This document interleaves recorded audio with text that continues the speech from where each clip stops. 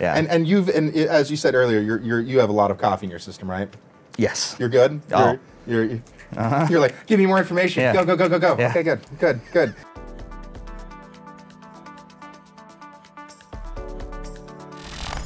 What's up, everybody? How are you guys doing? I'm Ryan Weller, and welcome on into the Player Space, where we get to hang out with some amazing, awesome, and very talented friends. And speaking of which, here's my good buddy, Jonathan Stauder. Hello. How you doing, man? Pretty good. Yeah? Yeah. Excited to be here? This is pretty much one of my favorite episodes ever got to work on. So yeah, I'm excited to. Yeah. Before this, because you've been directing for a while now, and you're even the new season lead for the current Minecraft. For season 2, yep. But what did you directed a Tales from the Borderlands episode? Yeah, I directed before the second episode of Tales. Yeah, and then which was that your first? So that was my first episode I ever directed. Yeah. I was a cinematic lead on Wolf, but then directed on Borderlands, and so then this is actually the episode we're going to play is the second episode I ever directed. That is awesome. So Jonathan Stauder has definitely been here for a while now, seasoned in a lot of things, and hence why he gets to be season lead. Hi, I'm Jonathan Stauder. I'm a cinematic artist and episode director here at Telltale Games. In the past, I've worked on episodes of Tales from the Borderlands, Minecraft Story Mode Season 1, Batman Season 1, Guardians of the Galaxy, and I am currently supervising director of Minecraft Story Mode Season 2. And how many years have you been here? 4.5. How many years would that be in Telltale years? I can't even imagine. A very different person directed this episode, so we'll see what sort of job he did. Yeah, did you? Because Jonathan's also a father. Was Ginny born? This is the first thing I did when I came back from paternity leave after my daughter was born. So Wow. So directing this while not sleeping, because one, directing this, but then also having a newborn at home. Yeah, I hear they sleep so easily, and you know you're stress free and everything else, correct? Yeah, no. It was great. You could hear it in my voice, just remembering and the that twitching time. of the eye. Yeah, it was great. It was fine. It was wonderful. Just full exposure here. I have had a cold, had a little dealing with the PAX pox, as it were, so I'm thankfully no longer sick, but I'm going to be ultra rude to you guys, and I'm going to have a cough drop in my mouth, so hopefully you guys are fine with that. Here we go. You ready? I don't think so, but let's go. Good. So right off the bat, the one thing that I do like to ask each of our guests, because you know, this is always something that happens in all our games as we set up. The writing design gets it over to the chore. We get a first pass into it, whatnot. What do you remember that got kind of cut after like the first pass? It was kind of like, you know what? That's kind of nice. It doesn't gel with these things, you know. Man, there was a lot. There was a very so the kind of the tentpole moments of this episode were always kind of the same, but I mean, when we get to it, like, there was a very late in development, we totally changed the third act in terms of, like, the location where it happens, the things you're doing, and then actually a lot of the stuff going on in Soren's Mansion. Basically, pretty much acts 2 and 3, when I initially rolled on to what we eventually shipped, is like, completely different. Now, can you remember, you know, some of those things that were in there that, you sure. know, I mean, but yeah, totally different Act 2. I can say for certain, a musical number was not part of the original, like, visiting Soren. That was not part of the plan. That came about really late in the game. I think the activities you were doing were very different. And then the end of Act 2, where in the game, we flood the end, and you leave it behind as completely submerged. Originally, we were setting it. It was just the opposite. We were setting it on fire, and it was a sequence where you were running around attempting to save Soren's world that he had built here, attempting to like douse the flames and whatnot. So. Act 2 is very different. Act 3 took place in an entirely different location. It was originally the old Order Hall, as opposed to kind of out and away, kind of on the path to where you're heading in 4, where it takes place now. Originally, it was Magnus and Ellegaard were running out with the bomb themselves, and spoiler alert, one of them, depending on your choice, are going to die in this episode. And originally, it was they ran out to sacrifice themselves. But now we have this whole thing with Jesse being in the eye of the storm, getting sucked up, crafting to take the Witherstorm out.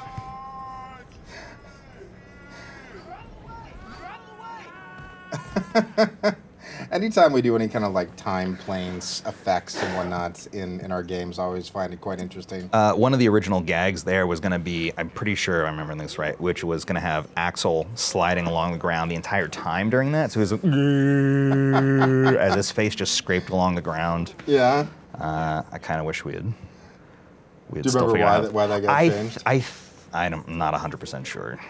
Honestly. That would have been funny if he's sliding and then somebody jumps on him and starts riding him like a surfboard. Yeah, I'm sure it was just due to just the reality of how quickly we had to get stuff made. Oh yeah, and then this is where we're kind of getting into what's going on. Oh, Now I remember when we had Eric here for the previous episode. You know, he did mention the different kind of colors, how many different kind of palettes she went through to give the look of being sick. Was that ever a note that you kind of had to try to dial in as well as a director on this one? Sure. I mean, we had to kind of track throughout the episode, like how sick she, or if conditionally, if it's Gabriel, he look as they're going through. And I remember we had a bunch of different versions where, like, she looked really sick, like Gollum from Lord of the Rings level, ill, and it was just like it was too much, then it wasn't enough, and it was a balancing act the whole way through. It was a matter of you're limited with the characters, like they're these great, colorful, vibrant characters, but the pixel grid that we used for their art kind of limits. Like you have to be very specific, very direct with what you're doing in terms of how they look to get across as like her being sick. Now, when you with every director, you know, when they come onto an episode, they always kind of have a direction for how the cameras are going to be worked on, the movement, et cetera, et cetera. Did you have any particular kind of movies in mind that you kind of used, you know, for the chore department when it came to kind of the sense of style and how you wanted things to be shot? Trying to think specifically, starting with 3. So overall for season 1, we were trying to go for this kind of 80s family comedy vibe where we talked a lot about Goonies, but also in general, like the Amblin films, Steven Spielberg stuff. So E.T. Was another good touchstone. So we really focused on, like, it's wider lenses, it's slightly longer takes. We don't jump around a whole ton except for when things are getting specifically intense. And that's kind of where we started with.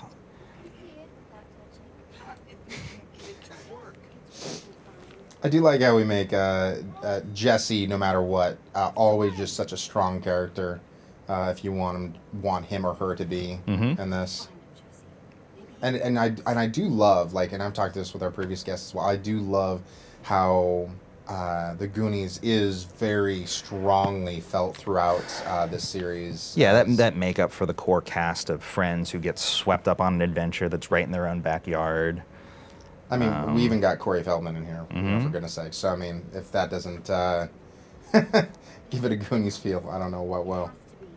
You know, I love how strong the people are in Minecraft. You know, anyone else that's be trapped in this room, they're like, ah, crap, you know, it's in stone. It's all around us. But in Minecraft, they're like, stone? We have fists. Yeah. It's cool. We punch stone, you know, for a living, for days. Yep. It'd actually be interesting to think of is that the Minecraft people could totally... Now, which one do you want to do here? Jump down. Jump down? Yeah. The Minecraft people could totally whoop the of any normal human being. Just for this, I would actually love for any of the YouTubers out there that have more scientific channels like Game Theory or something like that to factor in how strong the Minecraft people are. I'm sure someone could do the math for how long it takes you to break through a brick in normal Minecraft versus obviously how fast at times our characters dive through stuff. Yeah. Because just think about it, it's like they're like, you know, I got this. I can break stone. Oh, okay, bats. We're fine. We're cool. Button mash to flail about. Yeah. And there you go. Now, you afraid of bats at all? Are you? Yeah, really? Well, I mean, when they just come flying out of nowhere, there's bats at my place, and they just come flying out at night in the background. You're just like, what the hell was that? It's terrifying. I don't know, like for heebie-jeebies kind of thing. I don't think bats have ever given me the heebie-jeebies. Snakes, no. It would be for me. It's spiders. Spiders, that's fair. Spiders is my heebie-jeebies. What about you? Do you have anything particular that just like okay? No. Why was this created? Spiders are a big one. Spiders are a very big one. Yeah, yeah. I think it's natural. I think because most people. Not everyone, of course. Most people, I feel like, they look at something with like these 8 legs and how they move. Oh yeah, no, it's terrifying. It's so unhuman. In the 3rd episode of the current season of Minecraft, we have these disgusting new spider creatures that once they're animated and their legs just start moving, just looking at it creeps me out. Well, that's how you know it's going to be good, though, right? Like, that's the hope, you're yeah. like, oh god, okay, if it creeps me out, and I'm starting to get used to it, yeah, to a certain degree, you know it's going to creep other people out. This is hands down, this might be my favorite scene I've ever gotten to direct and design and work on. Why is that? It just, like, one, it seems so impossible on paper. This huge grinder spewing monsters that you fight your way through while explosions are going off and there's water. And it's all these things that just should be a huge, and were huge technical hurdles we had to get past. And the speed at which we had to get this scene up on its feet was just astonishing. And then on top of that, I'm like, all right, we're also going to put the credit sequence in here with some rad music. And the credits are always... And the whole thing is like, oh, and this was the, I think we did it a little bit in 2, but the plan, but 3 just evolved in such a way that this was the first time we did big, huge, playable credit sequence for Minecraft. And then we did this, and then every episode going forward got kind of stuck, like, well, now it's part of the franchise, we have to keep doing it. So as someone who directed later Minecraft episodes, screw that guy for making the decision to make this scene so cool. And by screw that guy, screw you, right? Yes. Okay, all right. I'm cursing myself here. You look in the mirror every morning, you like put water in your face, you're like, well, now it's every... Screw you, Jonathan Stauder. Now it's every episode we're having to figure out, like, okay, can we, what can we do that's cool, that feels like it's on the scale of this, and it's really tough. Oh no.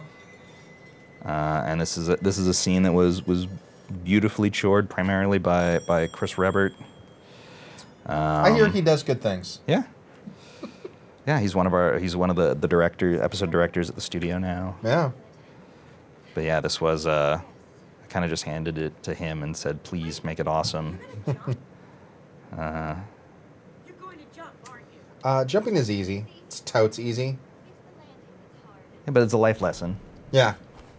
And then boom. Yeah, here we go. Telltale Games presents. Well, I mean, it's also kind of like, I mean, it's kind of interesting that as we've gotten better with games, as we've understood, you know, our different IPs and everything else, you know, I think Wolf. Yes. Oh, that is so cool. Yes. Wolf. Oh God, spiders. Yeah, and then spiders. Kind of started us off in this whole kind of trying out different intros, trying out to different kind of, you know, grow our intros and whatnot than just the normal kind of credit sequence, which then fed, of course, into Tales from Borderlands. Well, and then yeah. I mean, obviously, Borderlands preceded this, so and the struggle on Borderlands was always trying to figure out, like, we did these licensed tracks, and that actually gets really hard to make interactive because it's a very set piece that doesn't music. Hey, there's you. That doesn't get broken up really well for, like, if the player fails this button press or whatnot. Yeah. So without the limits of using a licensed track here, we were able to just build the music so that on button presses the tune changed and got bigger and crazier as you went along. That was so cool. Oh, since it has been a couple of years, I mean, kind of watching something that you directed a couple of years ago, how is it? I mean, because I mean, it must be kind of like a blast from the past. Because like I said, Telltale years are very weird. Yeah. You know, compared to normal years. I don't know. I do look at how complex this all is and everything going on, and I just kind of get sleepy. Like, just thinking about the amount of work it took to bring this out. How many beers? Yeah. So guys, there you have it. If you enjoy episodes like this that we keep on kind of putting out, please do me a huge favor. Hit that like button, hit the subscribe button, and also if you want to get notified when new videos such as this come out on Monday, Wednesday, and Friday, hit the bell that pops up. I know it's so weird, right? You'd think subscribe and do it anyway, but just hit that bell button right there and you'll easily get notified when we put out new episodes. I have to say, for myself and from the entire crew, thank you so much for watching these episodes. And like I said, it's some new content. It's new stuff that other developers aren't putting out that we're trying to bring to you guys. And if you have any comments or suggestions or things you'd like to see, please put them below. I read all the comments on a daily basis and would really appreciate it. So hopefully you guys have a wonderful day. Thank you so much once again. See you next time on The Player Space.